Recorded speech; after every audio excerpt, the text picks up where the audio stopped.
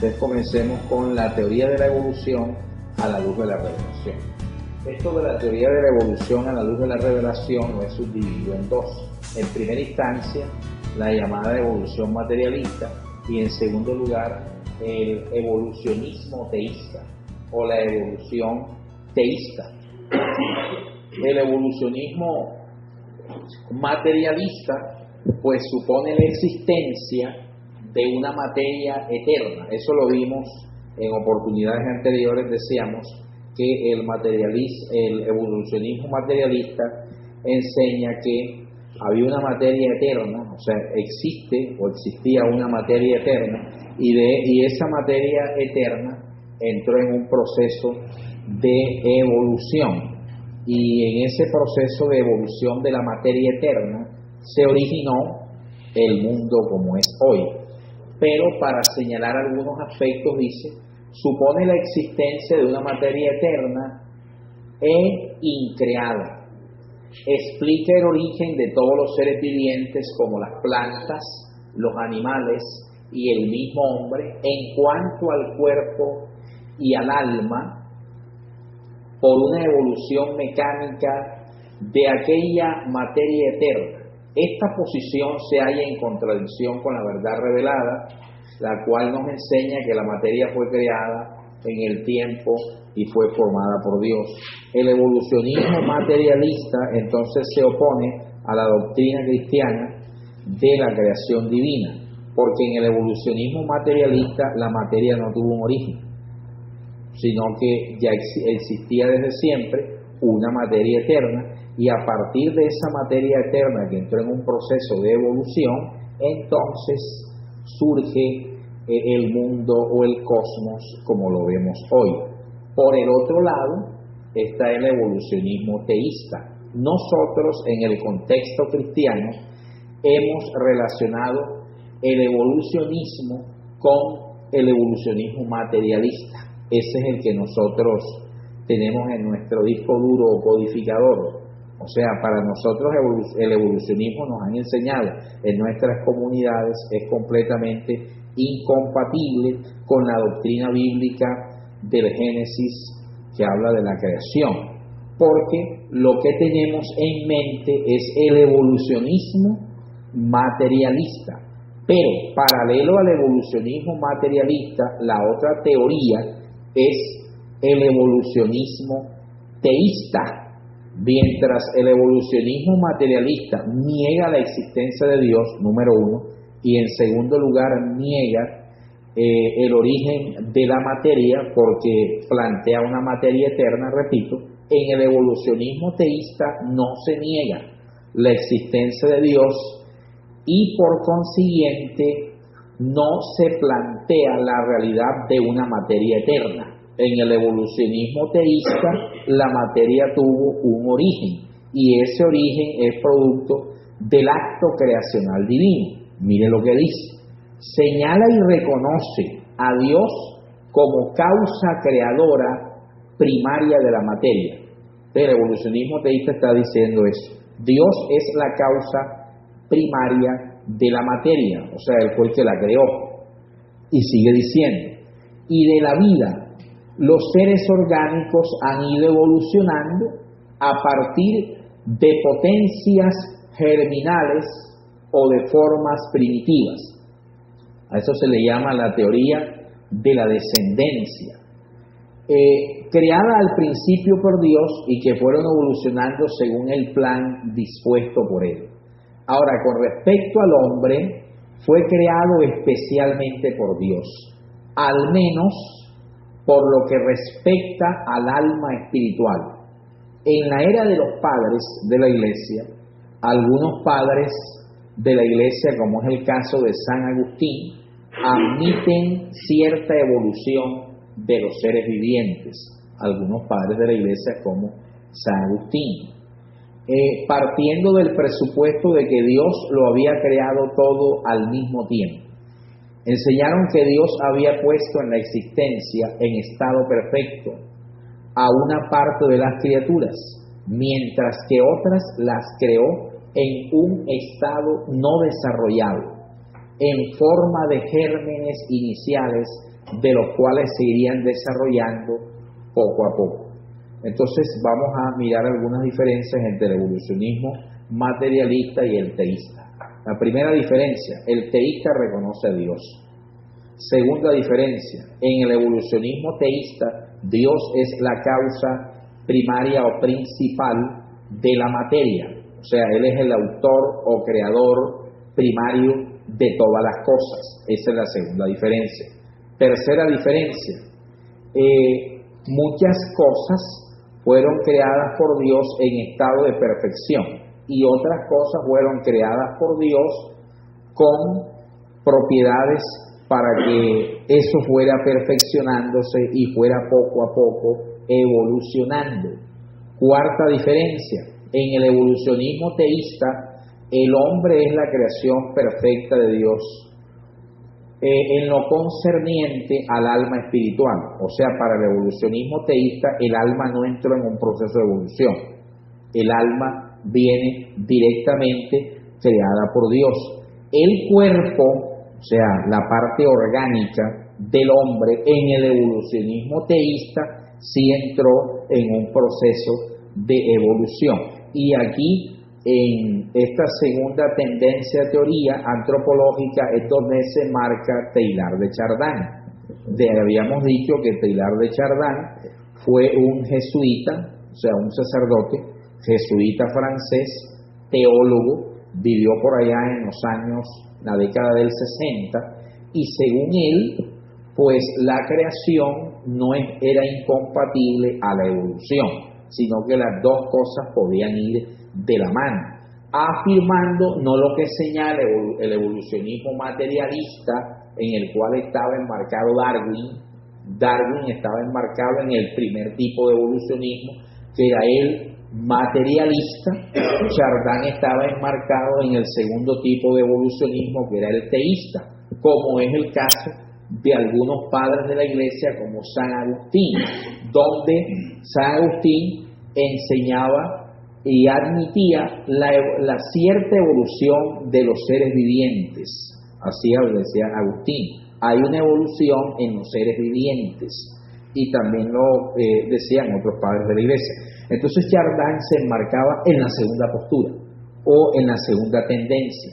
En esa tendencia Chardin decía esto: Dios es el creador de todas las cosas, el creador primario de todo.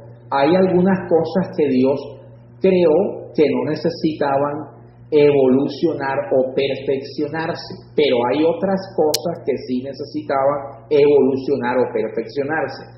Dentro de aquellos aspectos que sí necesitaban evolucionar estaba el tema orgánico. Para Chardin, los seres vivos, los seres orgánicos, todos han pasado por un proceso de evolución. Ahora, esos seres orgánicos que han pasado por un proceso de evolución, o sea, la vida en la Tierra ha pasado por un proceso de evolución. Esos seres que han pasado por un proceso de evolución, Dios los crea en estado primario y les da la capacidad de ir perfeccionándose o evolucionando. Esa capacidad se la coloca Dios, según Chardin y según el evolucionismo teísta. El hombre, en lo que tiene que ver a su configuración orgánica, también se enmarca dentro de la evolución de esos seres vivientes o esos seres orgánicos. Ahora, en lo que respecta al alma, el hombre es diferente al resto de los seres que comparten el mismo orden creacional, como dice el obispo Francisco de Roma, el Papa, la casa común, que es esta, la tierra. ¿Qué diferencia hay entre el ser humano como ser viviente que comparte la casa común con otros seres vivientes? En que este ser viviente tiene alma racional, o sea, es un ser racional. Para el evolucionismo teísta, el alma espiritual del hombre no entró en proceso de evolución, sino que Dios directamente creó el alma espiritual de este ser viviente, sin que el alma espiritual como elemento neumático como elemento espiritual, tuviera que pasar por un proceso de evolución. Pero sí su constitución orgánica, física, corpórea, sí entró por un proceso de evolución. Y es ahí donde Chardin decía, cuando el hombre deja de ser un simple ser orgánico, viviente, para convertirse en ser pensante, racional, en el momento en que el libro del Génesis dice que Dios tomó del polvo de la tierra. Entonces Chardin enseñaba, y el evolucionismo teísta enseña, entiéndase por polvo de la tierra, no la tierra como tal. Entiéndase por polvo de la tierra a la afirmación que nos muestra a un ser irracional. El polvo de la tierra entonces es un ser viviente irracional. O sea, es un animal, para entenderlo mejor para el evolucionismo teísta, un animal. Entonces Dios toma del polvo de la tierra, de un ser viviente que ya Él había creado, pero que había entrado en un proceso de evolución, toma ese ser viviente en estado evolutivo y forma un ser pensante. ¿Cuándo forma el ser pensante? Cuando coloca en ese ser viviente un elemento neumático creado directamente por Dios que se llama el alma. Entonces el ser viviente deja de ser un simple ser viviente u orgánico para convertirse en una nefes, o sea, en un alma racional, en ser pensante.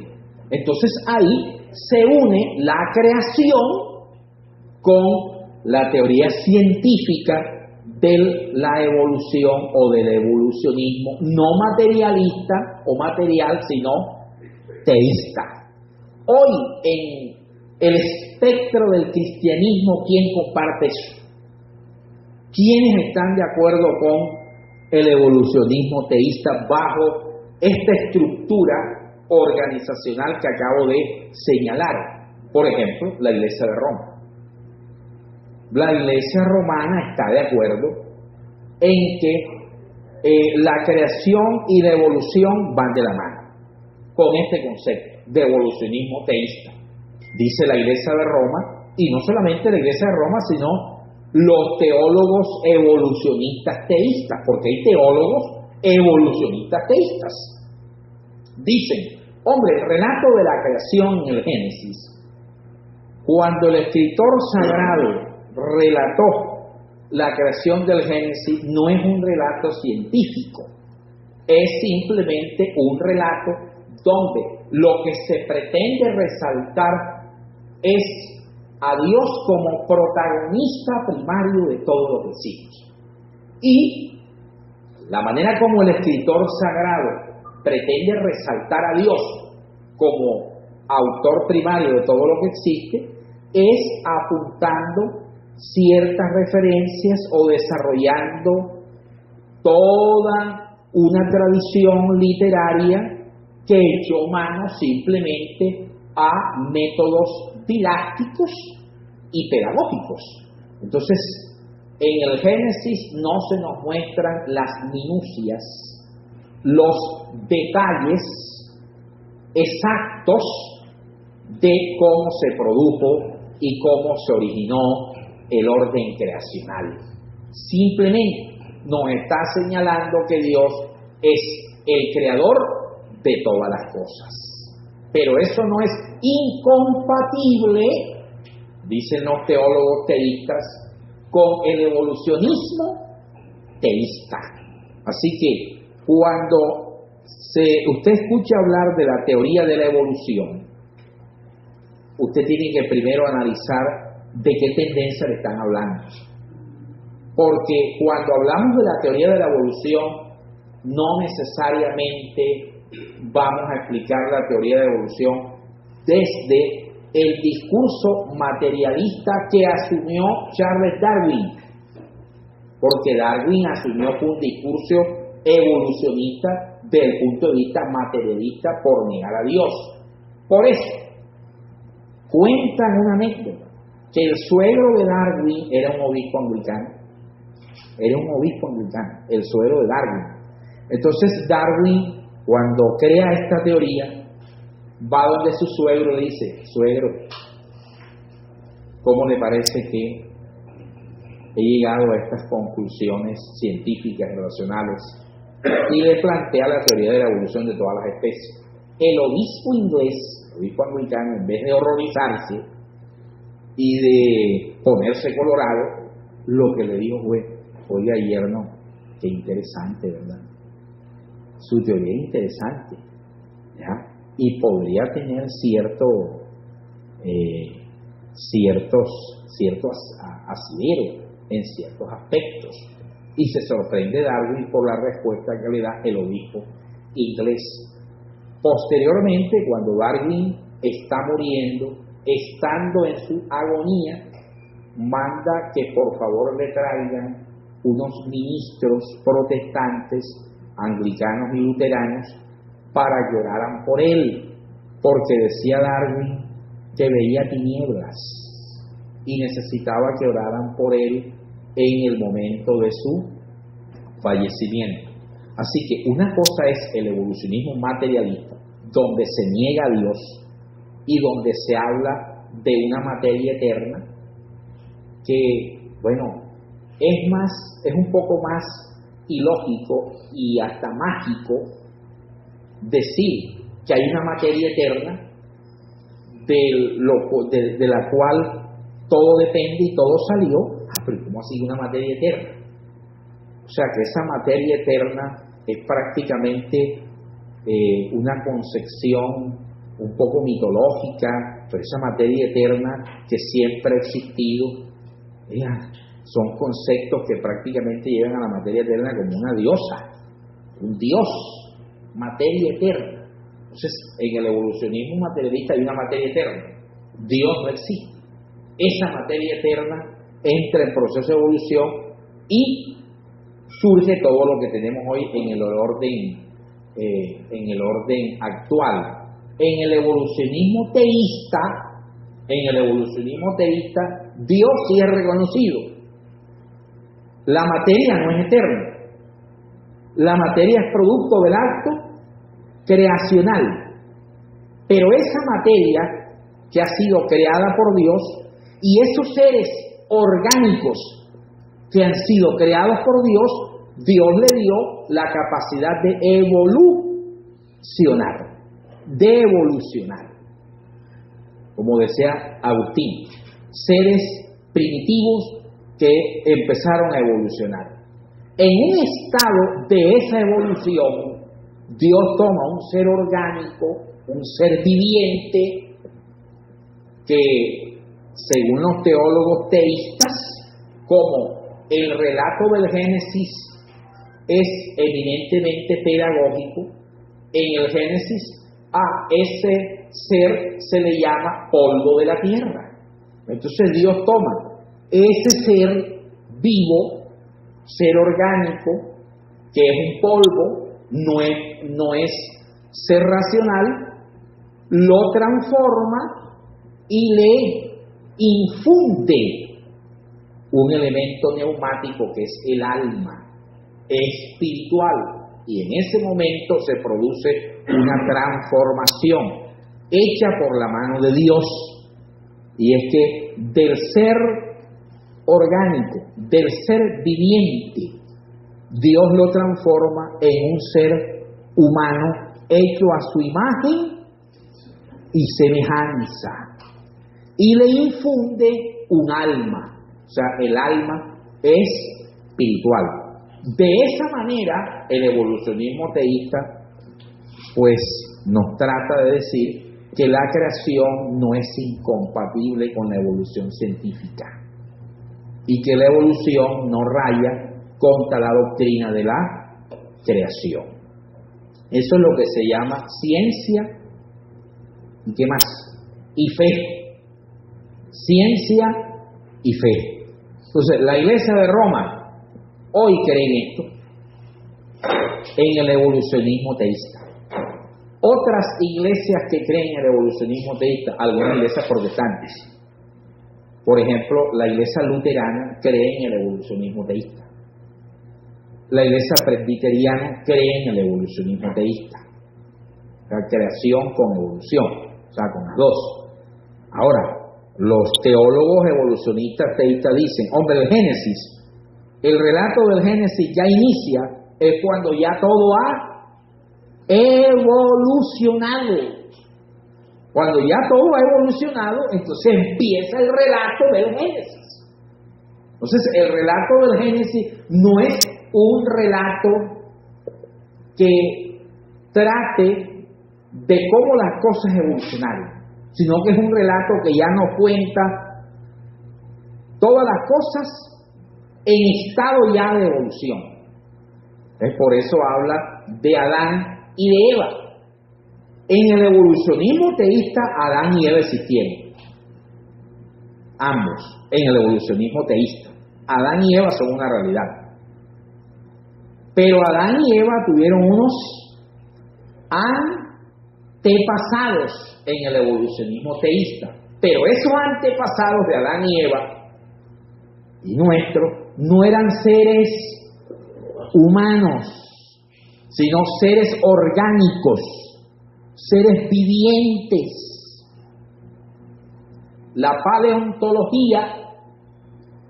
paleontología ha descubierto y ha comprobado que hay una similitud en el llamado mapa genético del ser humano con un ser orgánico, con muchos seres orgánicos, pero hay un ser viviente, un animal que prácticamente comparte casi todo nuestro mapa genético.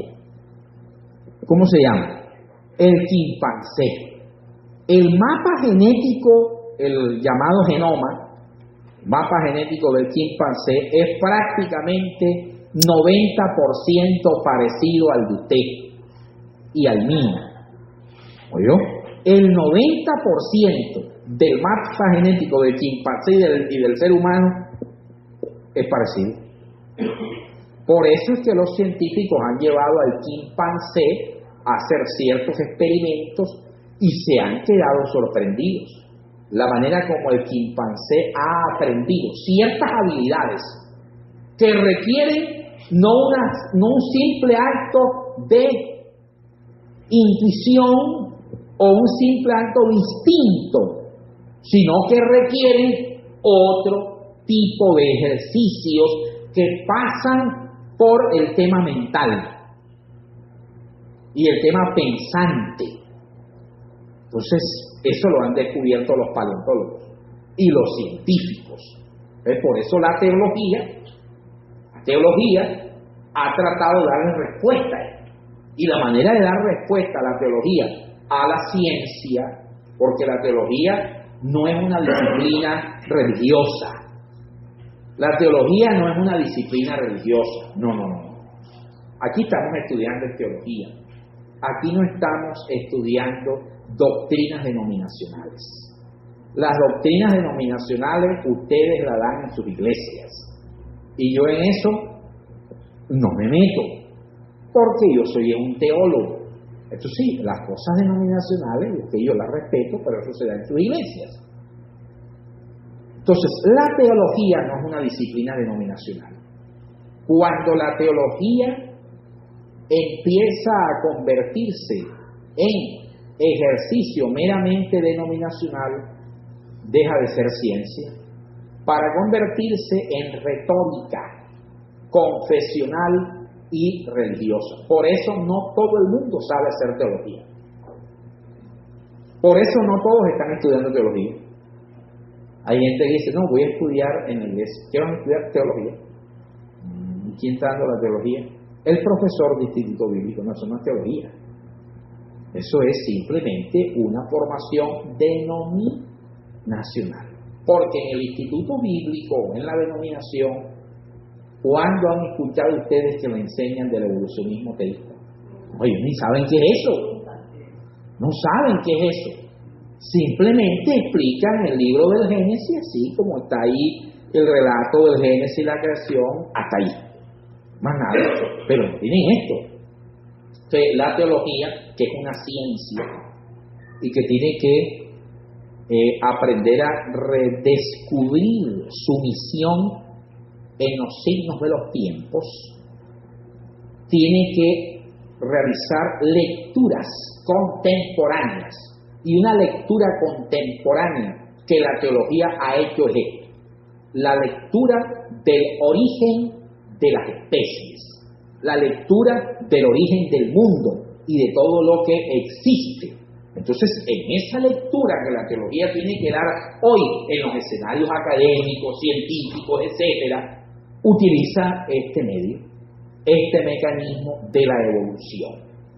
Cuando ya ustedes escuchen evolución, no tengan en su disco duro allá a Darwin, al evolucionismo materialista, porque la teología no plantea un evolucionismo materialista, sino un evolucionismo teísta. Un evolucionismo teísta. Entonces, aquí no voy a decir ni vamos a meter en camisa de fuerza a nadie. Usted puede ser creacionista sin ser evolucionista. O usted puede ser creacionista y evolucionista al mismo tiempo. Porque las dos podrían ir de la mano. Tanto la creación como la evolución. Pero el evolucionismo teísta. Ok. Al final vamos a dar unos espacios para preguntas. Porque veo que de pronto se le revuelven los espíritus. Ok. Ahora, esto no es para estar enseñándolo en las iglesias. O sea, esto no es... Aquí lo que estamos enseñando no es para que usted lo enseñe en el púlpito. Porque la gente no entiende esto. Usted no va a salir mañana domingo. Venimos en un proceso de evolución. Es el chimpancé comparte con nosotros el 90% del mapa genético, así que la evolución es compatible con la creación. Dios es el creador primario de todas las cosas, de todos los seres vivos, de todos los seres orgánicos o vivientes, pero eso que Dios creó le colocó capacidad de perfeccionamiento y de evolución, de tal manera que hay un ser orgánico, ser viviente, que Dios tomó y que la Biblia le llama polvo de manera figurada, y a ese ser viviente Dios le creó un elemento neumático especial llamado alma espiritual o alma racional, lo transformó en un ser viviente, en un ser pensante, racional, cuando colocó en él alma espiritual. Entonces, que el relato de la creación es un relato que parte a partir de la evolución, a partir de la consumación de la evolución. O sea, el relato de la creación del Génesis ya inicia cuando ya los seres han evolucionado. Si usted empieza a decir eso mañana, no lo invita más a predicar y se queda la iglesia sola. Ok, pero como esto no es una iglesia, o esto es una iglesia, pues no es una iglesia, esta es la academia. Aquí podemos decir esto y muchas cosas más. Ok, seguimos. ¿Hasta ahí todo está entendido? ¿Ya entendieron diferencia entre evolución materialista y evolución teísta? Que la evolución teísta va de la mano con la creación. ¿Por qué los seres han evolucionado? Porque Dios los creó con esa capacidad, dice el evolucionismo teísta. Los seres han evolucionado porque Dios los creó con esa capacidad. Usted no dijo la postura de la iglesia anglicana. También, evolucionismo teísta. Sí, señor. Tengo una pregunta. Ajá. ¿Eso no abriría la posibilidad entonces de que existan chimpancés que mañana De evoluciones? No, porque en el evolución, allá va la respuesta es esta. En cuanto al chimpancé, o sea, para el evolucionismo teísta, el polvo, o sea, el ser orgánico, que iba a entrar en una cadena evolutiva para que en un momento de ese estadio evolutivo Dios tomarlo y transformarlo en Homo sapiens, en ser pensante, era esa línea de ser viviente, no en los demás, número uno. Número dos, el secreto de que ese ser viviente pasara del tránsito de animal a Homo sapiens no está en sí, sino en Dios, que tomó ese ser viviente en su voluntad, a ese específico, no a todos los demás, sino a ese, y lo transforma en Homo sapiens, en ser viviente, de tal manera que por eso los demás no son Homo sapiens. O sea, que para evolucionar lo que dé la gana, pero nunca evolucionará en un ser humano porque tiene que tener Dios. Correcto, para que el chimpancé un chimpancé, porque el evolucionismo teísta dice, bueno, ¿y cuál fue el ser orgánico que Dios utilizó, tomó como polvo para sacar o transformar y convertirlo en un ser hecho a su imagen y semejanza? El chimpancé. Así es. Correcto. Entonces, es Dios el que lo hace. No está en ese ser orgánico la propiedad inherente para, sin el acto de la voluntad de Dios, transformarse en un ser humano. O sea, es Dios el que toma de su creación, de lo que Él ha creado, toma este polvo de la tierra, o sea, este ser, y mediante un acto de su voluntad creadora, lo transforma y crea un nuevo ser, que es un ser humano, el Homo sapiens, o sea, ser pensante, y le infunde sobre este ser el alma, la nefes, el alma espiritual, y en ese momento, por el acto creador de Dios, entonces ya no es chimpancé, ya no es un ser orgánico, ahora es un ser humano hecho a su imagen y semejanza. ¿Cómo? Con Rúa en hebreo, así es. Hay una teoría, lo que pasa es que en el mundo científico los creyentes son muy desacreditados. ¿En el qué? En el mundo científico sí. del siglo pasado, las personas que son creyentes son muy estigmatizados. De hecho, Einstein al principio fue estigmatizado porque él trató de meter teorías de Dios. Pero hay una corriente que ha cogido fuerza, que es la corriente deísta. La corriente deísta con D. Ok, no teísta. No teísta, sino deísta. Esa corriente parte no del hecho de que es una materia la que tiene existencia, sino que es una energía perpetua. Esa viene del filósofo de origen judío Baruch Spinoza. Pues hay muchos científicos que, para no decir que son creyentes, dicen que son. No, yo creo en el Dios de Spinoza. O sea, y esa es una corriente. soy deísta. Soy deísta. O sea, no creo que Dios tenga las características que plantea la religión, pero sí creo que hay una energía divina que regula y ordena todo, pero es una energía. Entonces ahí ya no se meten con... O sea, camuflan a Dios bajo el tinte energético, para que los demás compañeros de la ciencia no los internalicen. Ok, perfecto. Una pregunta, sí. No tiene que ver con el hecho de que, bueno, desde la construcción de materia y ahora los descubrimientos de antimateria, literalmente se puede anular la materia, pero la ley termodinámica de que la energía se mantiene inherente a cualquier transformación que no se grande se destruye, entonces por eso bueno, energía es Muy bien. De hecho, a Baruch Spinoza, usted está hablando en lengua para algunos. A Baruch Spinoza, la comunidad judía de Ámsterdam le dio uno de los anatemas más tesos que ha dado el judaísmo, porque le decían que cualquier judío que lo veía podía escupirlo y cachetearlo. Sí. Por lo que él había dicho de Dios. Muy bien. La clase hoy está candente. Estamos en clase hoy de altos niveles signáticos, de signos. Ok. O sea, aquí es el que tenga oídos para oír, que oiga. Y si no, que se siga enredado. Muy bien, pero creo que quedó claro el concepto y la explicación del evolucionismo teísta. Porque no es contrario, ni raya, ni es incompatible la creación. Muy bien, o sea que en sí hay dos actos creacionales. Mire usted, el primer acto creacional es Dios produce una materia.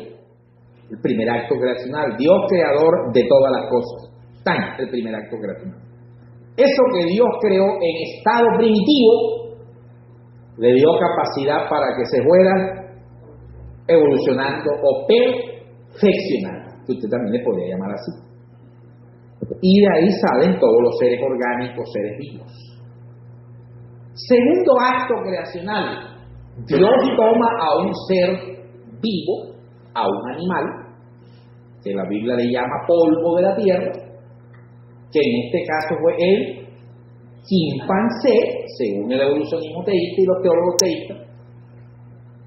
Toma esa materia porque él lo creó y él es soberano, y de esa materia le transforma, ese sería el segundo acto creacional, y saca a un ser humano hecho a su imagen y semejanza. Entonces, habría dos actos creacionales. El primer acto creacional y el segundo es donde Dios interviene nuevamente, toma un animal y de ese animal crea al ser humano. Ese es lo que plantea el evolucionismo teísta para unirse con la creación. Entonces ahí la ciencia no pelea con la creación. La fe y la ciencia irían ahí de la mano en ese concepto. En el Génesis, ¿qué tenemos?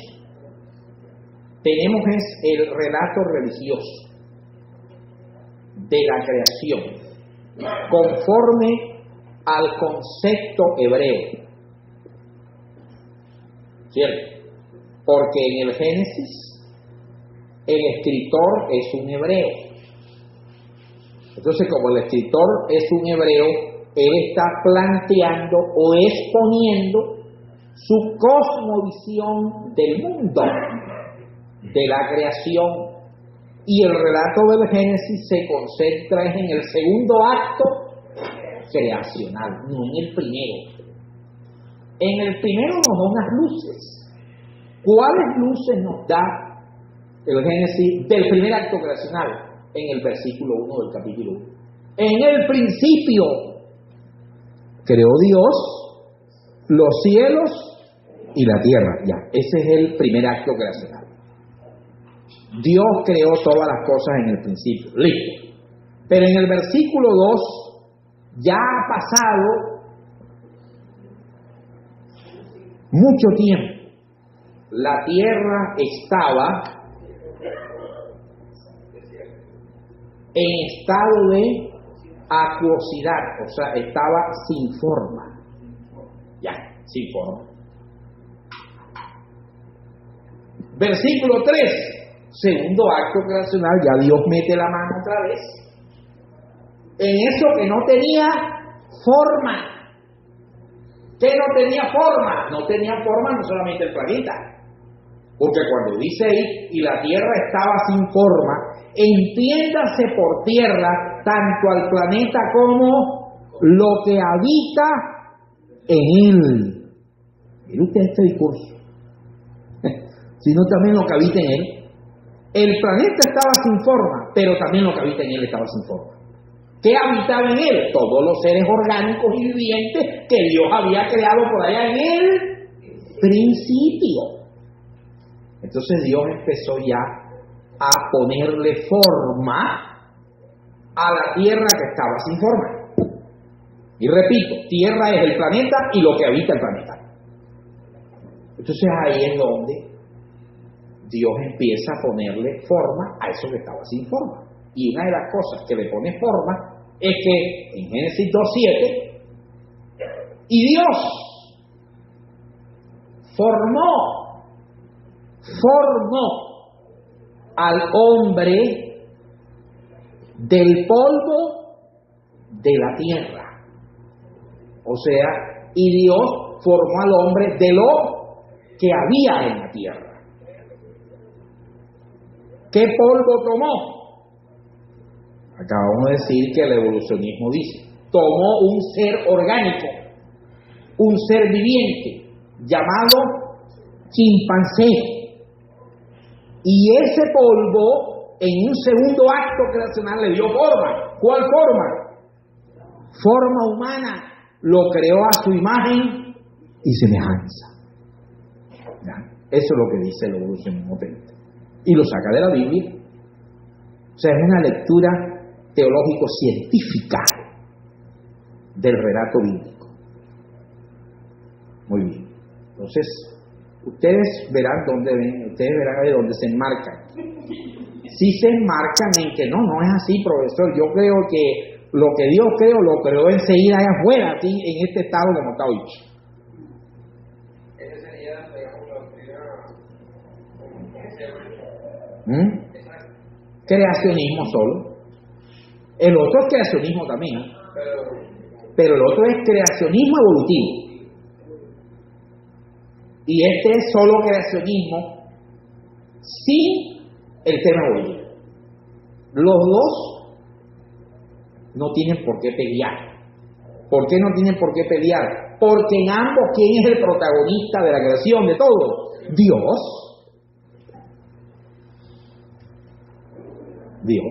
Ahora, el creacionismo evolutivo dice, pero espera un momento, la paleontología ha demostrado que el hombre primitivo existió. O sea, el hombre que habitaba en cavernas y practicó el canibalismo. Ese hombre primitivo existió. Entonces, si la ciencia ha probado que el hombre primitivo existió, pues la teoría de la sola creación, del solo creacionismo, ¿cómo explicaría entonces usted, planteando el solo creacionismo, la existencia del hombre primitivo? Que fue corroborado y fue probado por la ciencia, con restos de ese ser que existió, que es un ser viviente llamado el hombre primitivo. Ahí no se puede, o sea, ¿cómo explicaríamos esa parte ahí?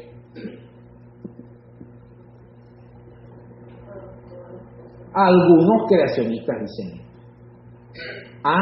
es que, porque si usted coloca el hombre primitivo y Adán y Eva, ¿quién parece más viejo?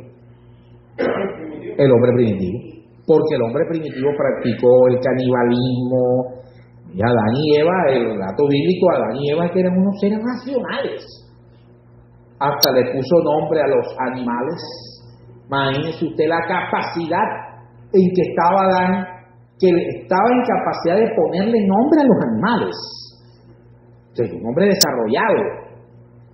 El primitivo no, se aparece en la comparación, es más viejo el primitivo que Adán, ese ser primitivo. Entonces, para explicar eso, algunos dicen, no, lo que pasa es que el pecado lo degradó. Sí, y lo degradó tanto que las potestades demoníacas lo llevaron hasta allá, a hacer así, todo feo, así. El demonio fue el que lo degradó, porque todos queremos también tirárselo al demonio. O sea, al diablo lo vemos hasta en los rincones de la iglesia. Vamos a comenzar el culto y ya le estamos diciendo, vete Satanás. O sea, llegó primero que nosotros.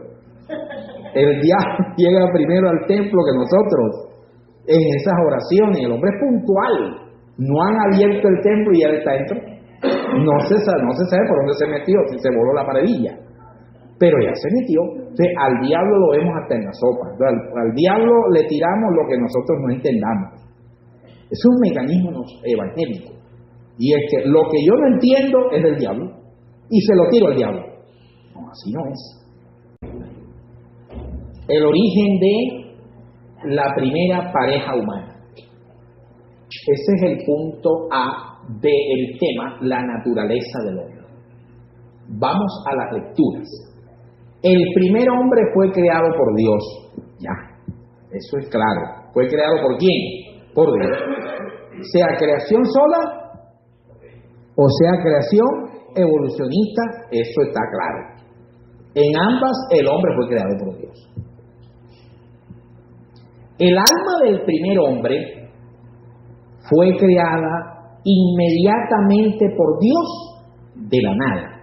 El alma del primer hombre. Con respecto al cuerpo, según la antropología, no se puede afirmar con seguridad que Dios lo formara inmediatamente de materia inorgánica. O sea, que no utilizara lo que dice en Génesis, el polvo de la tierra, sino que creó el hombre y ahí salió. En principio existe la posibilidad de que Dios infundiera el alma espiritual en una materia orgánica, en un cuerpo que fuera primitivamente de un ser ¿qué? Irracional, entre paréntesis, animal. En efecto, la paleontología y la biología presentan argumentos en favor de un parentesco genético del cuerpo humano con las formas superiores del reino animal. Parentesco genético entre el cuerpo humano y las formas superiores del reino animal. En este caso, que ya dijimos, el señor chimpancé. Parece, sin embargo, que en este caso la infusión del alma no habría podido tener lugar sin una previa modificación orgánica que transformara el organismo animal en un sujeto apto para recibir el alma y en el cual ésta encontrara un instrumento adecuado para el pleno despliegue de sus posibilidades. O sea, Dios tomó el ser orgánico, irracional, animal, lo transforma en un segundo acto creacional, lo convierte en un ser hecho a su imagen y semejanza y le infunde ¿qué? El alma espiritual que es hecha por Dios enseguida de la nada. Ok. La Sagrada Escritura relata en dos lugares la creación del hombre. El primero está en Génesis 1:27. Y creó Dios al hombre a imagen suya, a imagen de Dios le creó, y los creó varón y hembra. Así dice hembra, no se molesten, hermanas. Varón y hembra. Y por algunas hermanas dicen, pero en el caso nosotros somos animales o somos hembras. Somos mujeres, ¿no? Varón y hembra. Ok. O sea que según Génesis 27, correcto. En Génesis 1:27 no sale de la costilla. En Génesis 1:27 simplemente dice, y creó Dios al hombre, a imagen suya, a imagen de Dios lo creó. Cuando dice al hombre, no se está refiriendo al varón. Cuando dice al hombre, se está refiriendo a los dos. O sea que el término hombre es la connotación de, y creó Dios, vamos a hacer otra lectura parafraseando, y creó Dios al ser humano. Varón y hembra, y los creó a su imagen. O sea, según, si esto le aplicamos una lectura teológico evolucionista, el versículo 27 es el relato de la primera o segunda creación, de la segunda creación. sea, de la creación del hombre como tal, no de la primera que está en Génesis 1:1. El otro relato es el 2:7. Formó Yahvé, Dios, al hombre del polvo de la tierra y le inspiró en el rostro aliento de vida y fue así el hombre alma viviente. Entonces el versículo 7 habla de que formó Dios de una materia prima, porque ya tomó un polvo, o sea, una materia prima, y de ese polvo sacó al ser humano a su imagen y semejanza. Los dos versículos que son dos relatos independientes. ¿Por qué dos relatos independientes? Es que para formarnos tenemos que formarnos bien, ¿cierto? Hay una asignatura, un curso que se llama Pentateuco, que también lo vamos a ver o no lo vamos a ver. Vamos a ver todo, hermano. Y no está con unos barnizado y por dentro está hueco. No, hay que formar bien a la gente. En Pentateuco, la Torá, nos apartamos del concepto de la tradición judía. Porque en la tradición judía, ¿quién es el autor de la Torá? Moisés. Pero como esto es teología y no conceptos confesionales o religiosos, en teología Moisés no es el autor de la Torá. Moisés es el protagonista, o sea, el que vivió parte de esa historia, mas no la escribió, no la redactó. Preguntará usted, profesor, esa es otra bomba y ahora usted nos está diciendo el poste poco de locuras y usted, sí, estos son bombas tras bombas. ¿Y por qué usted dice eso? Porque el mismo Pentateuco o Torá nos da evidencias internas, evidencias que hacen parte de su construcción literaria, que indican que Moisés no es el autor literario. Dentro de esas evidencias están esos dos versículos. En el Génesis hay varios relatos de la creación, varias cosmovisiones de por lo menos una realidad. ¿Cuál? La creación. El versículo 27 del capítulo 1 es un relato totalmente diferente al relato del capítulo 2, versículo 7. Porque en el versículo 27, lo que el autor, o mejor llamamos en teología, lo que la familia de texto del versículo 27 pretende es mostrar al hombre como un ser que ha sido creado en alta dignidad. El hombre fue creado y ha sido creado a tan alta dignidad que es el único ser viviente hecho a imagen y semejanza del Creador. Es lo primero. Eso es lo que resalta ese relato. Ahora, ¿por qué y cómo el hombre es imagen y semejanza del Creador? ¿Eso qué significa? Significa muchas cosas que no las vamos a plantear ahora, sino cuando veamos Pentateuco. El segundo texto es un segundo relato que hace parte de un segundo autor o de una segunda familia de texto.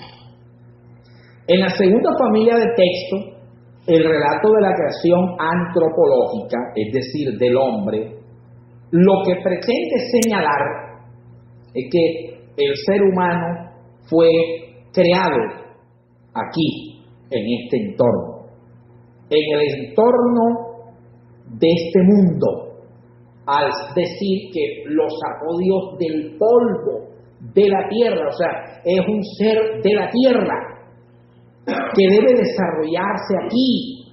Entonces, en el segundo relato antropológico, la tierra adquiere gran relevancia a tal punto que el hombre salió de ella, de lo que hay en la tierra. Esto es una evidencia. Ahí hay dos cosmovisiones antropológicas. No es posible que un solo autor, y sobre todo oriental, tenga dos maneras de ver al ser humano, al hombre, porque el pensamiento oriental es plano, no es diverso como el nuestro, que el profesor Yasser, entonces si yo quiero relatar a Yasser, yo lo podría relatar bajo diferentes visiones o lecturas. No, el oriental no es así. Esa es una evidencia. La otra evidencia es, por ejemplo, la configuración de las fiestas judías.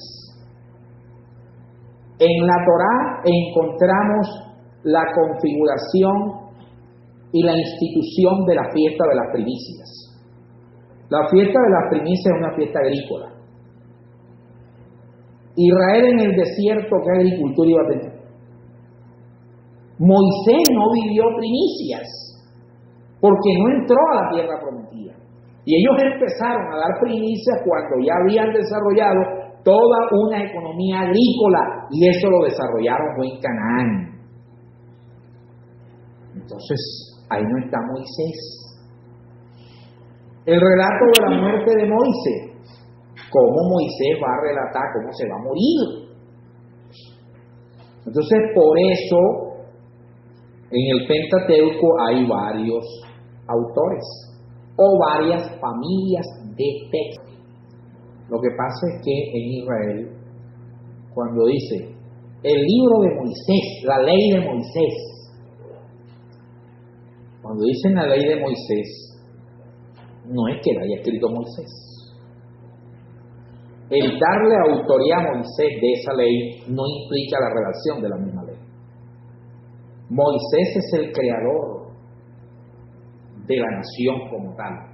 Es el fundador de la religión teísta Yahvé. A Yahvé. Porque en Abraham no es Yahvé, en Abraham es Elohim. La religión a Yahvé la funda Moisés. La funda Moisés.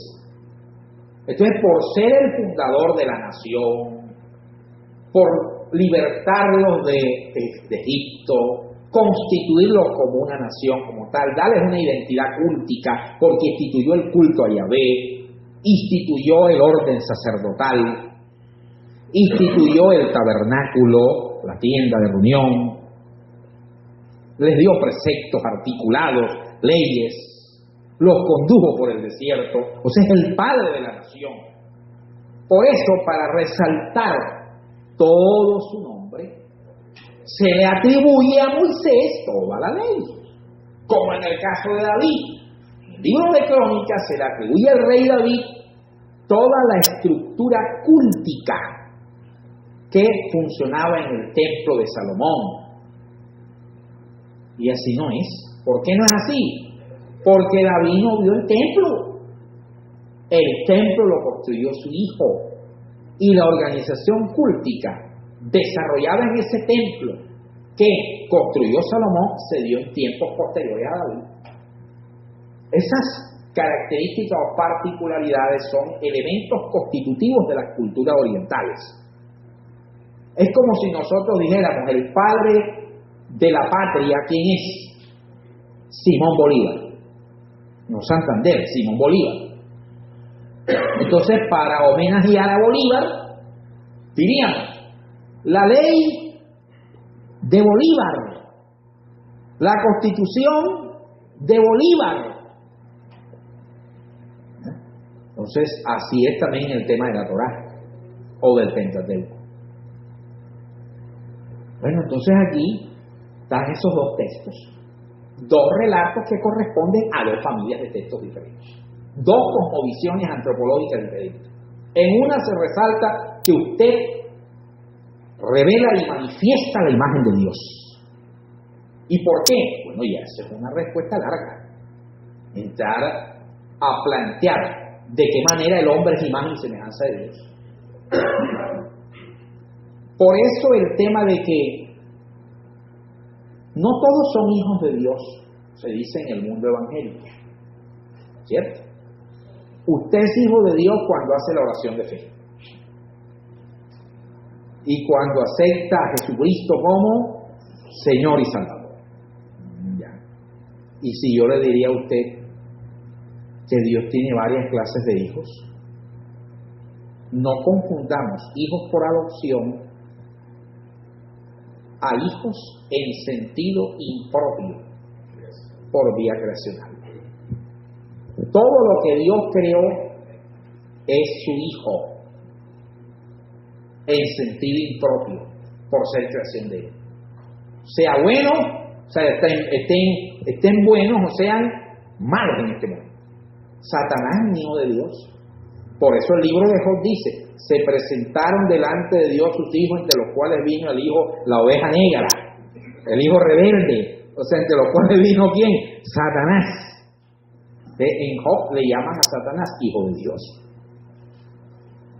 Y Satanás no ha aceptado a Cristo como Señor y Salvador, ni lo aceptará. ¿Entonces por qué es hijo de Dios? Según Job, porque es hijo en sentido impropio o creacional. Que todo lo que Dios creó es su hijo en sentido impropio. De igual forma, los paganos, los que no tienen a Cristo en su corazón, también son hijos de Dios en sentido impropio. Ahora, el ser hijo de Dios en sentido impropio no garantiza que seas salvo. No garantiza salvación. Garantiza que estés aquí, que el sol salga sobre buenos y malos, sobre justos e injustos, porque así lo dijo Cristo, que él hacía salir el sol sobre justos e injustos, sobre buenos y malos. O sea, hay unos derechos que todos los hijos de Dios en sentido impropio creacional tienen por ser criaturas de Dios. Listo. A usted no le dan más oxígeno por ser hijo adoptado que el que no es hijo adoptado. No, el mismo oxígeno, un derecho de todos. Hijo en sentido propio, Jesucristo nada más, que se parece a su Padre. ¿Ya? Él es el único hijo en sentido propio, porque el hijo en sentido propio implica que él sea Dios como su Padre, que fue lo que le dijeron los miembros del Sanedrín. Cuando dijeron: ¿usted es hijo de Dios? Sí, claro, yo soy hijo de Dios. Ha blasfemado porque se ha hecho Dios, sentido propio. Y hijos adoptados son aquellos que han reconocido al Hijo de Dios en sentido propio, que es Cristo, como Señor y Salvador. O sea que nosotros tenemos una doble condición. Somos hijos de Dios en sentido impropio por ser hechos por Dios a su imagen y semejanza, y somos hijos de Dios por adopción porque Jesucristo es tu Señor y Salvador. Cuando eres hijo adoptado tienes derecho a la salvación. La salvación es un derecho de los hijos adoptados, no de los hijos en sentido impropio. Ok, seguimos.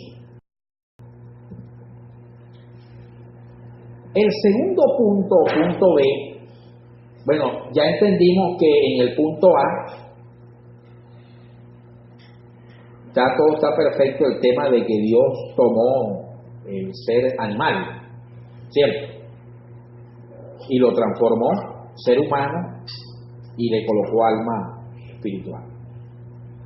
La unidad del género humano. Todo el género humano procede de una sola pareja humana. Ya aquí no hay evolución. Ya aquí ha terminado la evolución. Y empieza el relato del Génesis de la humanidad como tal. De la humanidad como tal, todos los seres humanos venimos de una misma pareja humana. Perfecto. contra la teoría de los preadamitas. ¿Qué es esa teoría? Mire lo que dice. Los preadamitas, defendida primeramente por el calvinista Isaac de la Peyrere, es un teólogo calvinista, del 1655, y la concepción de algunos naturalistas modernos que enseñan que las distintas razas humanas se derivan de varios troncos independientes. Y entonces, por eso es que dicen que se pobló toda la tierra. Se pobló toda la tierra porque según los preadamitas o poligenismo, la población de toda la tierra se debe a que había varios troncos, o sea, varias parejas de seres humanos en toda la tierra, y de esa manera se pobló todo.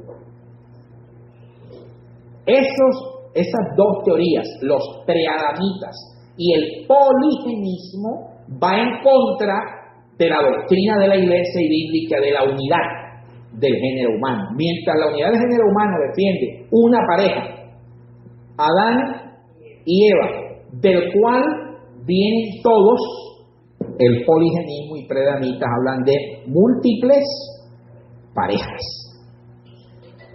Ok. El cristianismo desde la antigüedad enseña que los componentes de la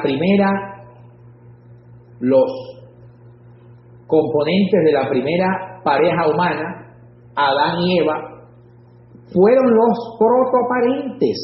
La palabra protoparente significa nuestros primeros padres.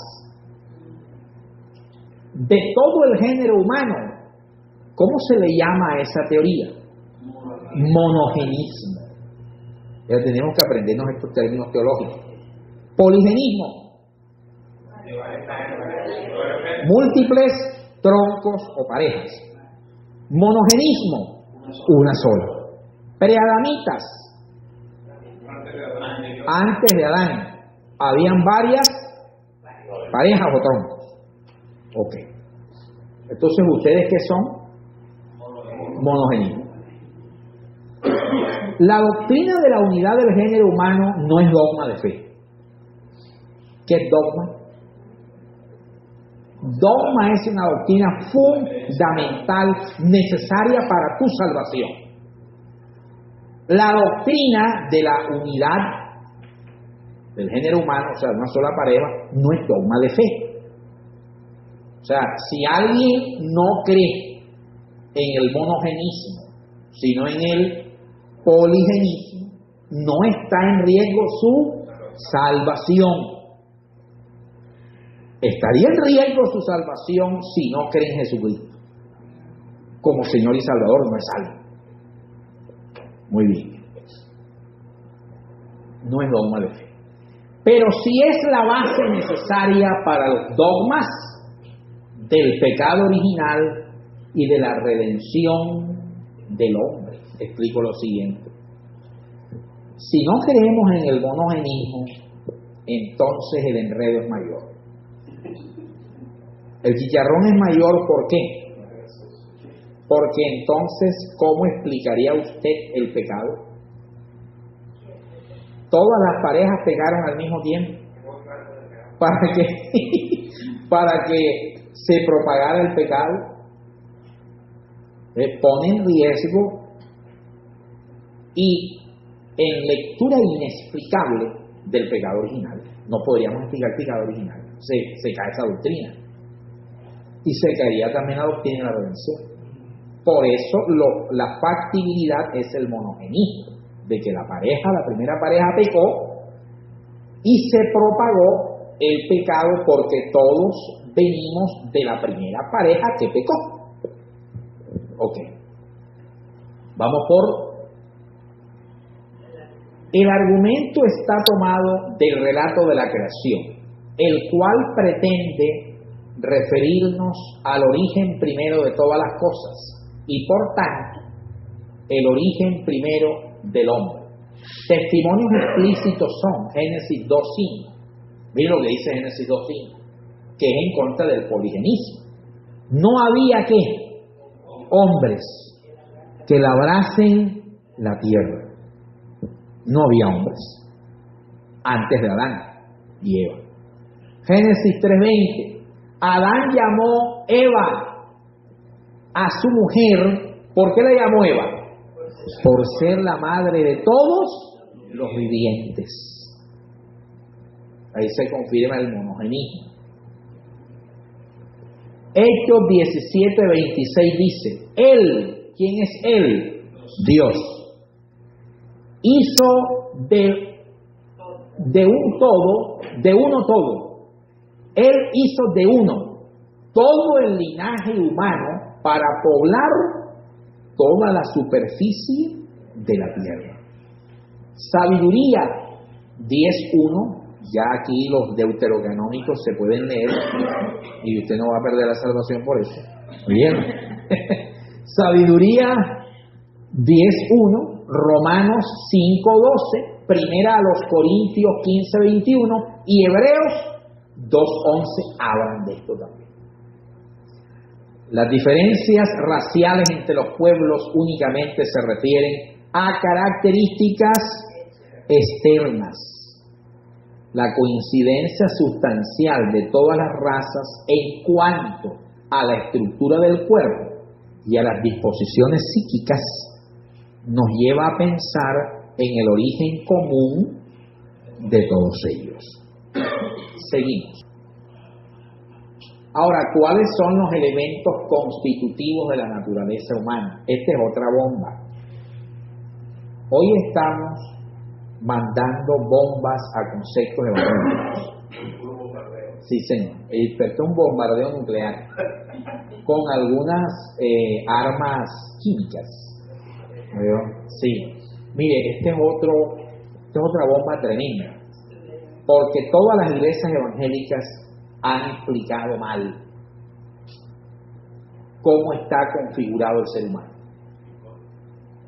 Mire, el hombre consta de ¿qué? Dos elementos. ¿Y cómo han enseñado en nuestra iglesia? Tres elementos. Y dice, aquí está la palabra, aquí está. Y uno dice, pero ¿de dónde sabe usted que son tres elementos, hermano? ¿De la palabra?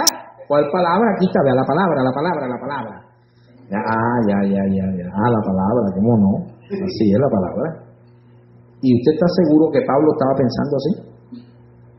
Porque Pablo era un judío, no era un griego, era un judío. Entonces, como Pablo era un judío, Pablo pensaba, hablaba y escribía como ¿qué? Como judío. Bueno, vamos a mirar. ¿Cuáles son esos dos elementos? El cuerpo material y ¿qué más? Y el alma ¿qué? Espiritual, esa es la clave. Dos elementos nada más. Cuerpo material y alma espiritual. ¿Y dónde queda el espíritu, profesor? Vamos a mirar dónde queda. Es contrario a la doctrina de la iglesia el espiritualismo platónico. Eso es lo que ustedes creen y han creído. El espiritualismo platónico. Y eso es antibíblico. Y origenista. Origenista es de Orígenes. Porque Orígenes era platónico. Desde el punto de vista filosófico, Orígenes era platónico. Ambas tendencias enseñan que el cuerpo es carga y estorbo para el alma. Eso es un poco gnóstico, porque los gnósticos en Grecia decían eso. Los gnósticos griegos no son los gnósticos de hoy. Los gnósticos griegos eran filósofos. Los gnósticos de hoy son brujos. Entonces, no confundan el gnosticismo griego con el gnosticismo chancletero este que hay aquí. Ok. Es ni más ni menos que su mazmorra y sepultura. Imagínense usted una cárcel, decía Platón y Orígenes, porque era Platón. Tan solo el alma constituye la naturaleza humana. El cuerpo no es sino una especie de sombra. Según la doctrina de la Iglesia, el cuerpo es parte esencialmente constitutiva de la naturaleza humana.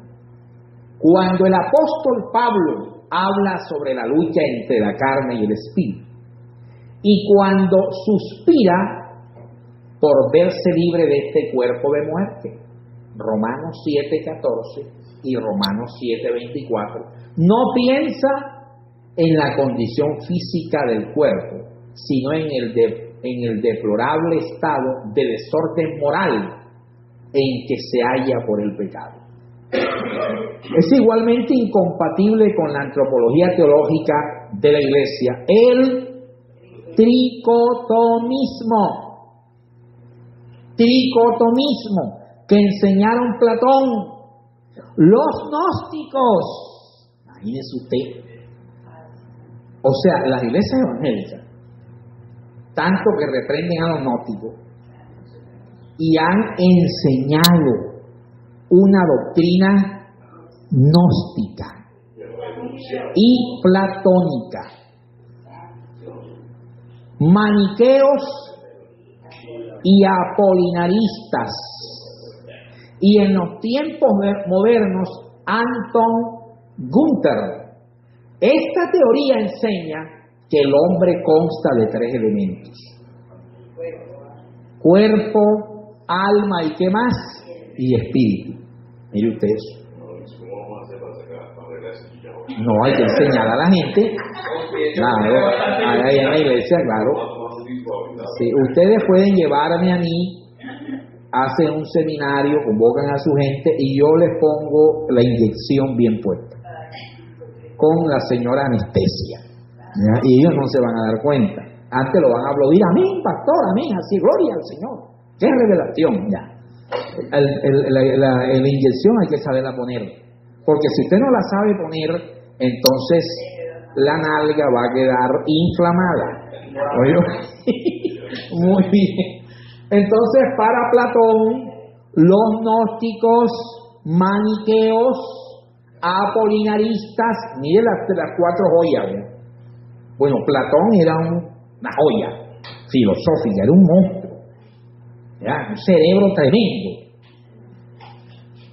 Los gnósticos eran platónicos en ciertas cosas. Apolinaristas, maniqueos, San Agustín fue maniqueo en una época, y él sale del maniqueísmo y se convierte en cristianismo, porque su mamá, la mamá de Agustín de Hipona, oraba por él. En esa época Basilio el Grande era obispo muy cercano a la mamá de Agustín. Agustín vivió, cuando era maniqueo, una vida de desorden moral y sexual que él mismo contó, y no creía en el Dios ese de los cristianos.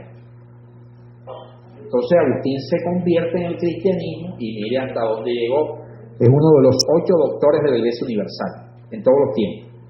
Se le llama el doctor máximo por ser el desarrollador de la doctrina de la gracia y de la predestinación.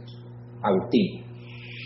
Entonces, estas corrientes hablaban de que el hombre estaba dividido en 3 elementos: cuerpo, elemento material; alma, elemento espiritual; espíritu, elemento espiritual. Pero que el espíritu era diferente al alma.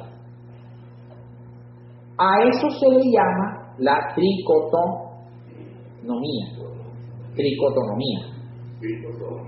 platónica, porque quien la originó fue Platón. Platón trató de explicar la configuración del hombre y dijo eso, que el hombre estaba dividido en 3 elementos. En las iglesias evangélicas lo que se está predicando es a Platón, no a la Biblia. ¿Oyó? Platón todavía está vigente en muchos púlpitos nuestros. Mire la falta de formación, todo el daño que hace. Los textos que utilizó el compadre Platón para meter esa herejía. No, pura filosofía. Sí. Claro, porque Platón fue antes de Cristo. O sea, Platón, estamos hablando de unos 500, ¿no es? 500 años antes de que Cristo viniera a esta tierra. Los evangélicos. Bueno, la iglesia evangélica sustenta la tricotonomía que no conocen, porque ellos no saben que están predicando a Platón, con el texto paulino que está en la primera de San Pablo a los tesalonicenses, donde dice, aquí yo se lo puse, 5:23, donde dice, todo vuestro ser, espíritu, alma y cuerpo, sea guardado irreprensible para la venida del Señor. Entonces, una simple lectura, no teológica, sino denominacional, y una simple lectura visual y literalista ha llevado a que todas las iglesias evangélicas hoy y todos los pastores, sin excepción de uno, digan, aquí en la palabra está. Pablo está diciendo que nosotros somos tripartitos. Y mire la exégesis perfecta que hace. Dicen, miren, por eso es que Génesis 1:26 dice que fuimos creados a imagen y semejanza. Porque como Dios es trino, Padre, Hijo y Espíritu Santo, nosotros somos trinos, cuerpo, alma y espíritu. Y eso es una barra basada. Ya hemos visto que la tricotonomía no es posible en el concepto cristiano. Sería posible en el concepto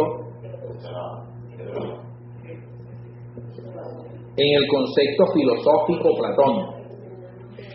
Ok.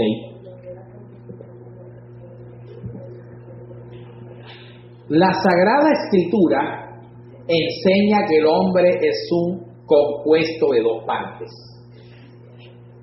Porque la Biblia no la escribió Platón. Eso es importante saberlo. La Escritura no es un documento filosófico y mucho menos platónico. La Escritura es un documento judío, hebreo. Entonces, para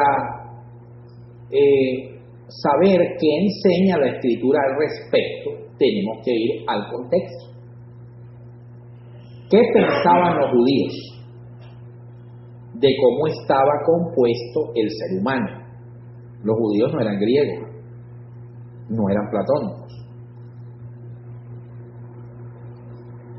De dos partes esenciales.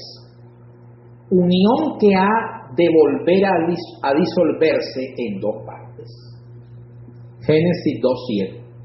El Señor formó al hombre del polvo de la tierra. Polvo. ¿Eso qué es? Materia. Cuerpo. Primer elemento.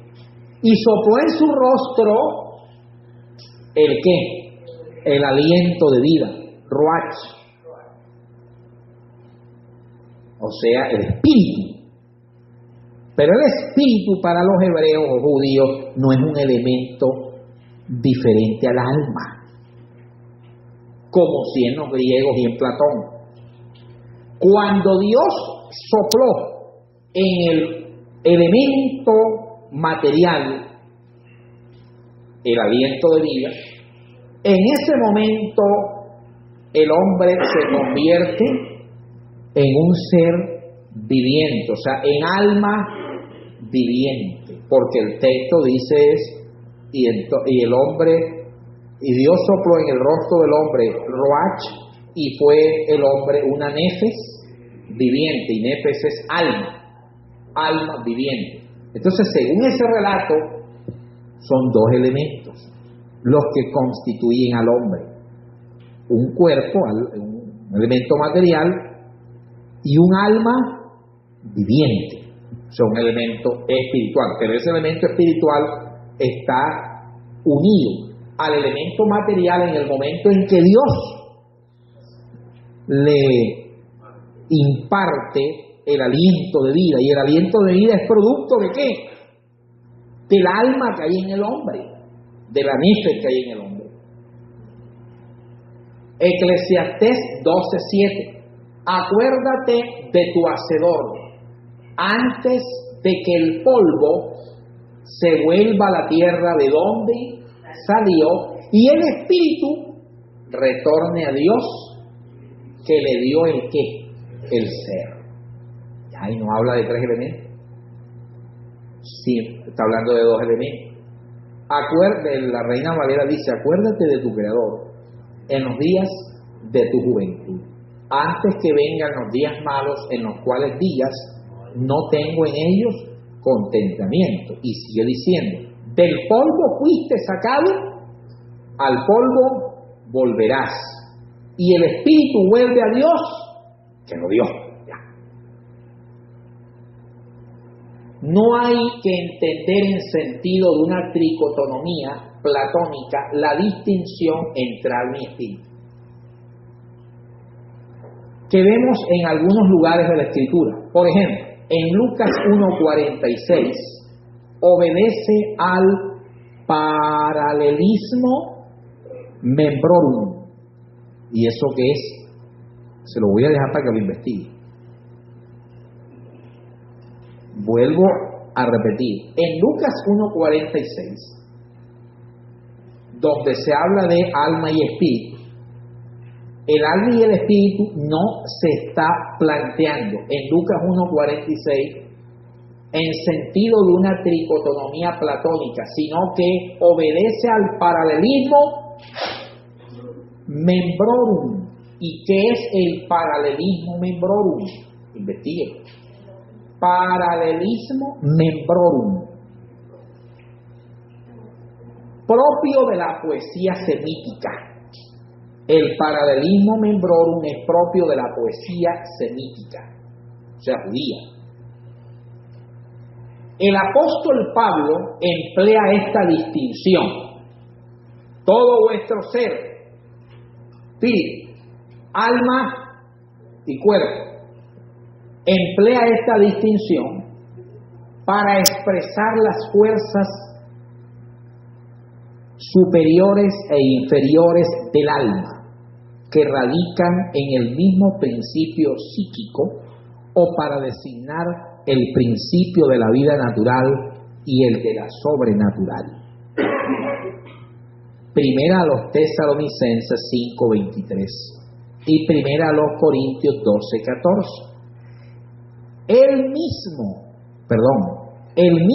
yo es principio de la actividad espiritual, lo mismo que de la sensitiva y vegetativa. En Pablo, cuando él dice todo vuestro ser, espíritu, alma y cuerpo, Pablo está utilizando el espíritu no para designar un elemento diferencial o distinto al alma, porque, repito, Pablo no es un filósofo platónico, ni es un gnóstico, ni es maniqueo. Pablo es un rabino judío, piensa como judío, no piensa como griego, y mucho menos como platónico. Entonces utiliza el término espíritu para designar las fuerzas superiores, las fuerzas superiores que pueden radicar en el alma cuando Dios interviene en ese ser. También en otros pasajes, espíritu se utiliza para designar la esencia espiritual del alma. En la teología judía y en la Sagrada Escritura, el espíritu es simplemente el término para indicar que el alma es un elemento espiritual, no es para designar un elemento diferencial al alma, sino para designar el alma como esencia espiritual o para designar las fuerzas superiores que pueden radicar en el alma, más no un tercer elemento. Así que nosotros podemos intuir que Platón vuelve la esencia del ser tricotonómica porque él trata de darle explicación a lo que anima a los animales.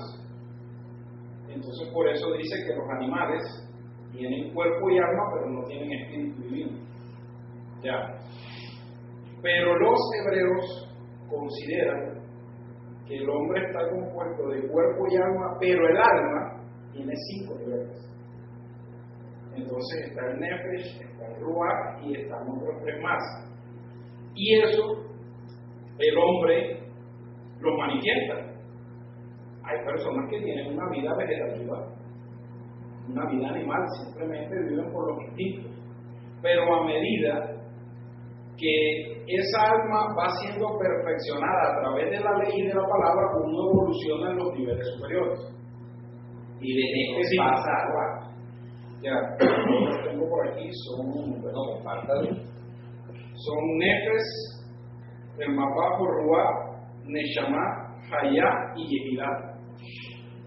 Entonces, ahí. ¿Cómo otra vez? Para que los hermanos. Nefesh. ¿El primero cuál es? Nefesh. Después viene Ruach, Neshama, Hayá y Yehidá. Yehidá. Y tiene unas características, por ejemplo, de Neshama hacia arriba es un nivel de perfección que solo lo alcanzan los grandes maestros espirituales o el hombre normal a través del matrimonio y de esa unión espiritual entre el hombre y la mujer. Pero ellos tienen su nombre como traduciéndolo al español. Sí, pero ese sí no lo tengo aquí en el momento, solo es lo que investigué. Solo es el término hebreo. Sí, él tiene el término hebreo, pero ellos tienen... Sí, deben tener, claro, deben tener Su sinónimo o su traducción en español. Así es. Ajá. Entonces, el hombre, por decir, común, corriente, tiene Nefesh y alcanza a tener Ruach cuando comienza a mostrar un amor por el ser que está a su alrededor. Cuando el ser es impulsivo, natural, que no le importa nada, él nada más tiene Nefesh.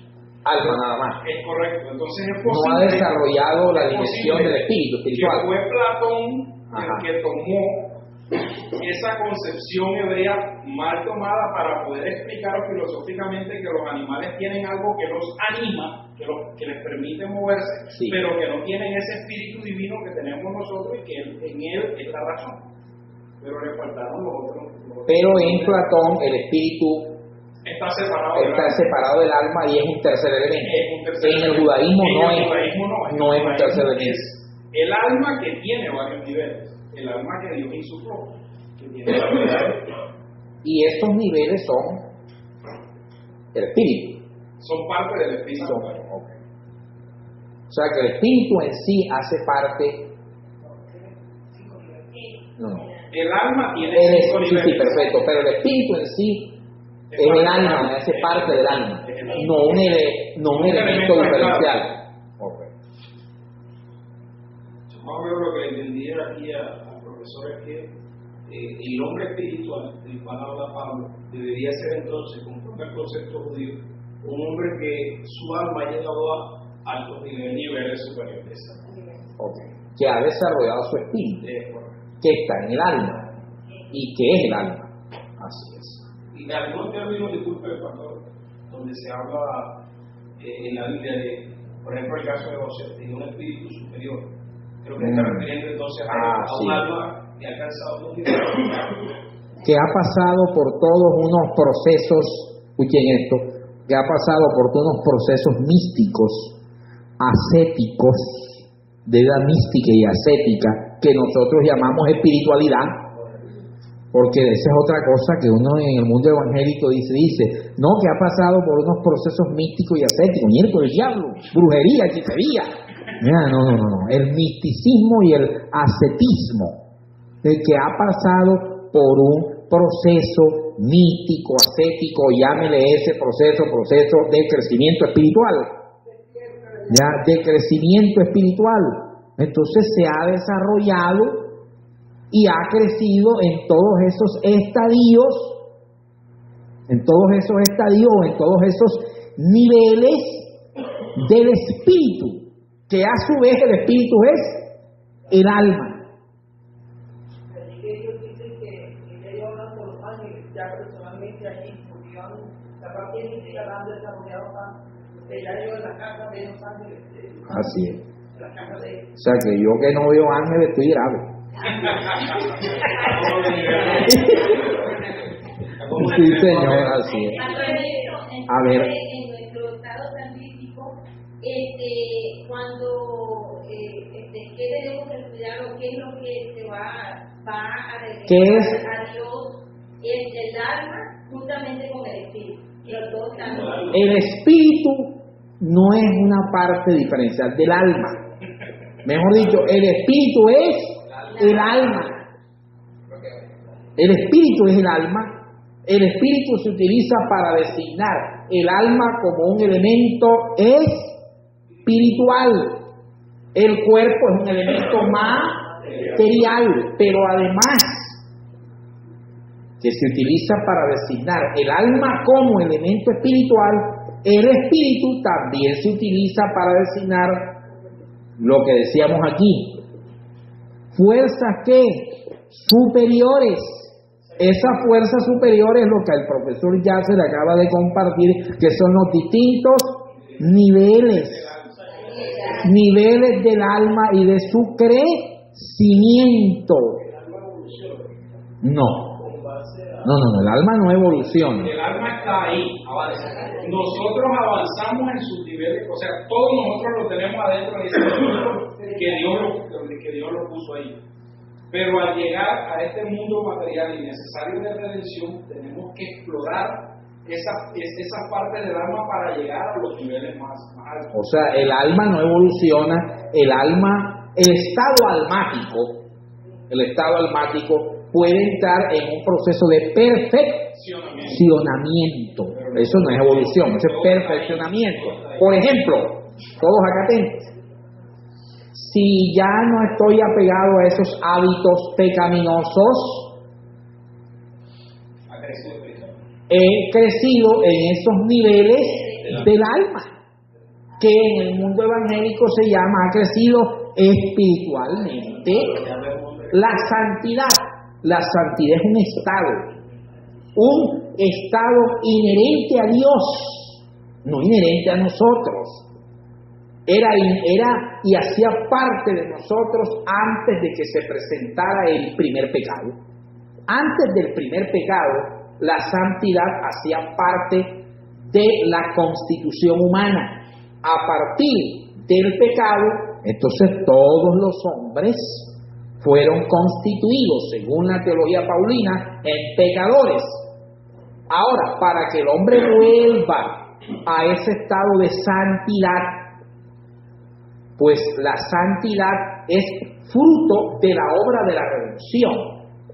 Entonces, la obra de la redención en el Mesías le devuelve al hombre que crea en él el estado de santidad. Pero ese estado de santidad hay que crecer. Ese crecimiento es lo que el profesor ya se le acaba de compartir como el crecimiento en los diversos y diferentes niveles del ¿qué? Del alma o del espíritu, que es lo mismo. El que es santo, santifíquese. El que es santo, que sea más santo, que crezca en santidad. Pastor, ¿qué es maniqueísmo? El maniqueísmo es una falsa doctrina que se originó entre el siglo V y el siglo VI de la era cristiana. Se llama maniqueísmo porque su fundador fue un hombre llamado Maniqueo, y de ahí viene maniqueísmo. ¿Y qué era lo que ellos profesaban? Porque era falsa la doctrina. Eran anticristianos, hablaban de un dualismo en el ser humano, ¿ya? y muchas cosas más. Es una falsa doctrina. Hermano John. Esto va a ser lo que dice mi hermano Yace del versículo bíblico donde dice que los que le adoran en espíritu y en verdad. En espíritu y verdad. Y verdad. Es necesario que adoren. Es lo que yo recuerdo de aquí con base a la teología que estamos viendo, diciendo los niveles espirituales que abren el alma. Pero ¿cómo se podría explicar eso? Se explica que el Padre, Dios es espíritu y Él está buscando adoradores que adoren en espíritu y verdad. No en verdad, sino y verdad. La pregunta para ustedes, ¿con quién estaba hablando Jesús? Con una samaritana. Mire esta lectura. Estaba hablando con una samaritana. ¿La samaritana era israelita? Claro, era israelí. Ella era israelita. Porque ella le dice a nuestro, era hebrea, le dice a nuestro, israelí, le dice a nuestro Señor, ustedes los judíos, o sea, los hebreos o israelitas de Judá, han dicho que el lugar apto para adorar a Dios es el templo de Jerusalén. Nosotros hemos dicho que el lugar apto para adorar a Dios es este pozo, que es más antiguo que el templo, porque este pozo nosotros lo recibimos por herencia de nuestro padre Jacob, o sea, de Israel, nuestro padre. Aquí hay una pugna, hay un planteamiento que, por un lado, los judíos decían, no, es en el templo que está en nuestra jurisdicción, y por el otro lado, ellos decían, no, es en el pozo, que es más viejo que el templo, y que viene nada más y nada menos de nuestro patriarca. O sea, tiene la unción del patriarca, tiene el respaldo del patriarca.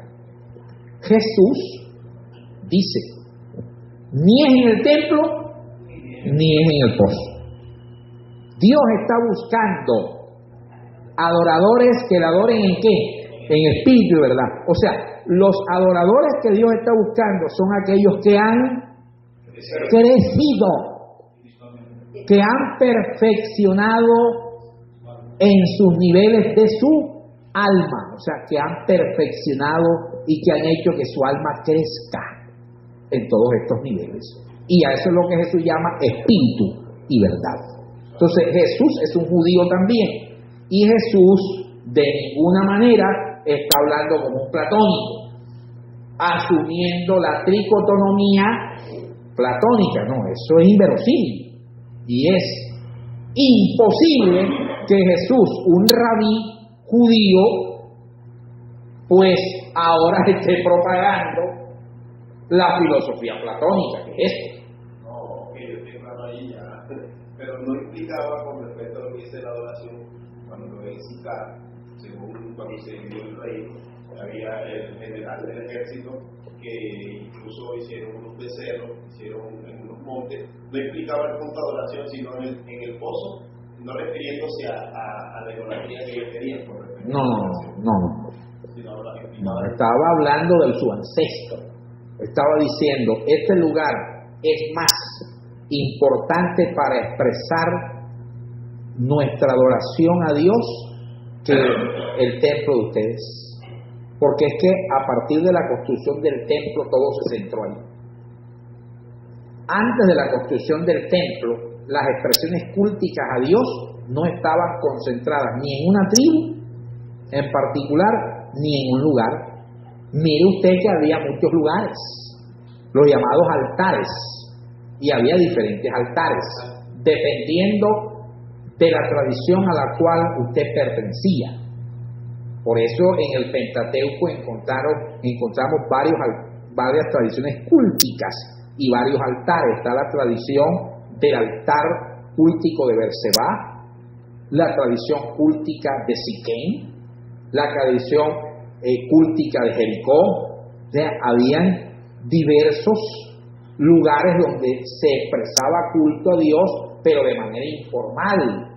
No había un lugar específico.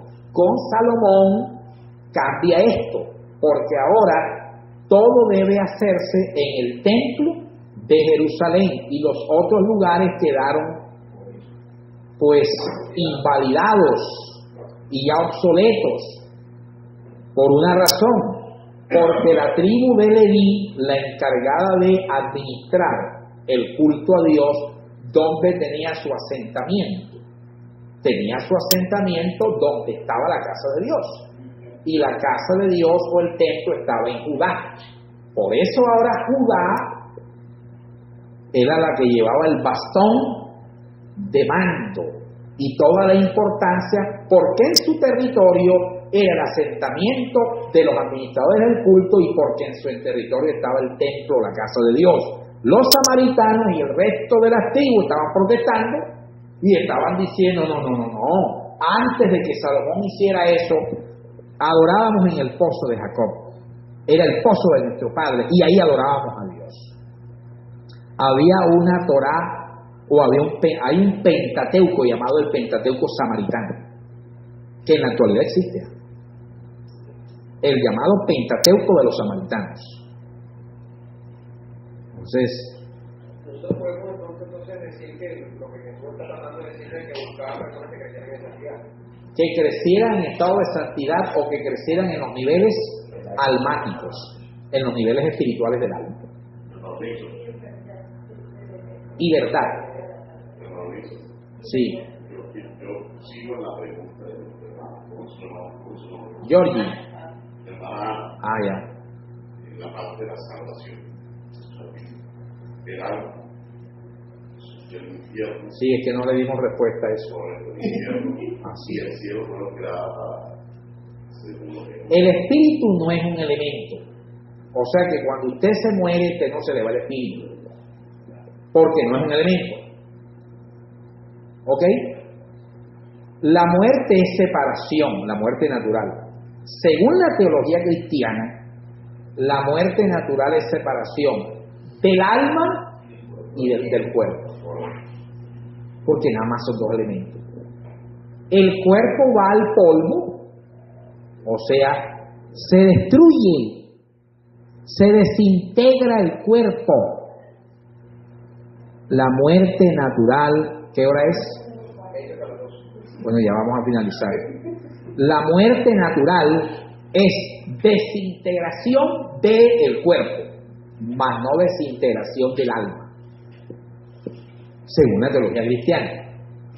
El alma, según la teología cristiana, pasa a una dimensión espiritual o a un estado espiritual. En ese estado espiritual hay dos estadios: el estadio salvífico y el estadio condenatorio. El estadio de los aprobados y el estadio de los reprobados, los no aprobados. El estadio de los bienaventurados y el estadio de los condenados. Al estadio de los bienaventurados la teología cristiana le llama cielo, de manera figurada, no es ese cielo, es un estado espiritual, no físico, cielo. En ese estadio, según la teología cristiana, hay dos estadios.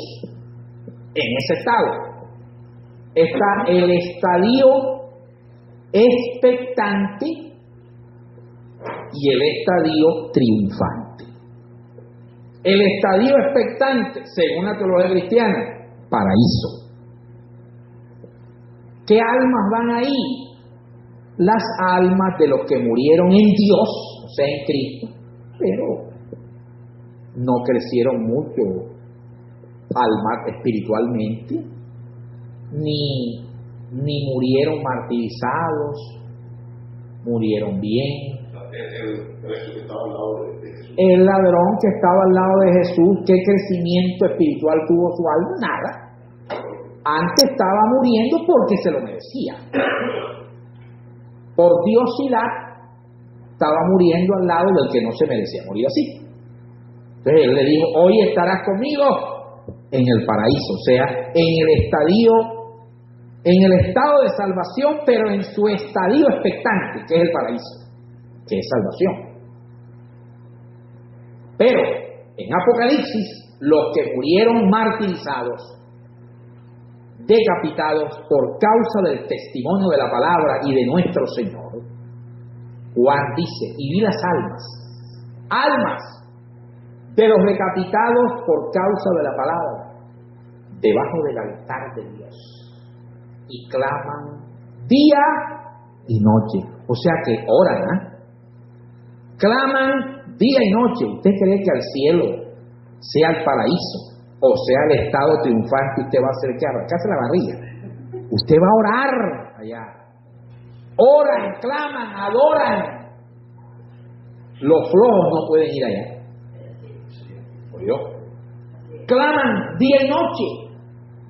Entonces la teología cristiana ha dividido el estado eterno de salvación en dos estadios.